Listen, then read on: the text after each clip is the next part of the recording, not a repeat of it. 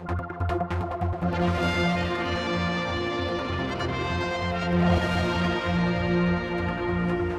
I've come along to the members' room here at Teare to talk with Mr. Bill Henderson about events last week. All was happening, of course, on Friday as such, and you've had the weekend to probably think more about what's going on and listen to what Mr. Teare said. I think I'm intrigued about the timeline and exactly what was said from your part.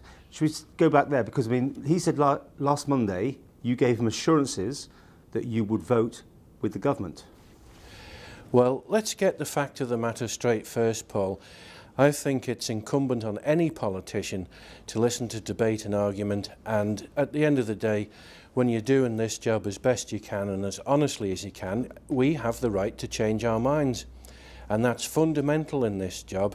It means that I'm listening and reviewing on a continual basis what's happening.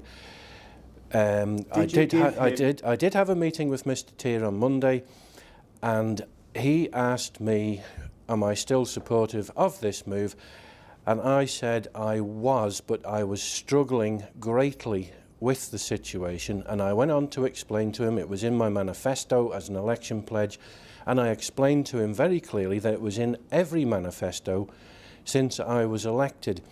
And further to that, I outlined that I had spoken to Mr. Crookall, the Education Minister, before the debate was supposed to come in December, Tynwald, and I had expressed to Mr. Crookall at that point that I was having extreme difficulty with this because of my election pledges made to the public. So you didn't say you weren't voting against on that Monday meeting. You concur with what Mr. Teare said then, that you were, even though you're having problems, you were at that stage going to vote with the government.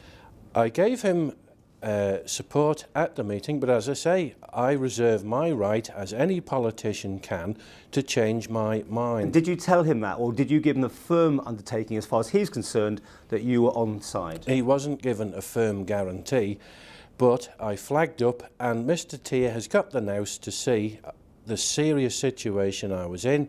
There was no getting round it. I made it very clear as to what the situation was with regards to me personally. As I say, any politician doing their job correctly has the right to reserve their position, and I have the absolute right, as any politician here, to change one's mind. Now, further to that, Mr. Teare had a letter from me hours before the debate. I was honest enough to let him know my thoughts overnight, because I had continued to think about the situation. It was causing me problems.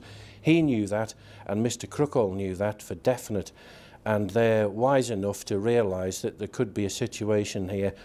As I say, a letter went, and the letter said what? You were not going to vote with the government, or you were thinking about changing? No. I made it very clear to Mr. Teare hours before the debate, and of course the vote was never taken, importantly. So in fact we never got to a situation where I breached anything, if you want to look at it that way. But I find it extraordinary that I'm in this position now, when only very recently a senior government minister with decades of experience leaked private Comin confidential papers that he signed up to a Secrecy Act to. They were leaked to a member of the public, and he received full support. Mr. Cretney? Mr. Cretney. When I declare my position to Mr. Crookall prior to Christmas that I'm having extreme difficulty with something, I was honest. I was honest on Monday with Mr. Teare as far as I could be. I told him I would try and support him. I told him, though, I was having serious problems. That should have flagged up then there was an issue. But going a stage further, I wrote to Mr. Teare 3.5 hours before that debate took place, and I told him very honestly what was going to happen. So you changed your mind before you even went into the chamber to listen to the pros and cons of this debate? I mean, well, I'd picked up the pros and cons as we're going along. The problem is, as I say, the issue was highlighted in every manifesto I've ever published. It was promised to people on the doors when I was interviewed by my constituents, And I've had to keep that under review all the way up. And all these months you have. I mean, you have obviously been in the Treasury. You've obviously had... I've struggled. Yes, but you have kept on message? I've struggled along with trying to support Treasury on this particular matter, or in particular the Minister of Education, because at the end of the day, Treasury is a different department. This is an education decision, although you're expected. And the other thing I think the public need to be aware of, this particular issue has been held out as a sacred cow by the council ministers. There's clear indication to me that this was something that had to receive 100% support. It was very clear to me there was no wriggle room on this particular issue, same as we had with the preschool nurseries and so on. So I was absolutely convinced this was a black and white situation.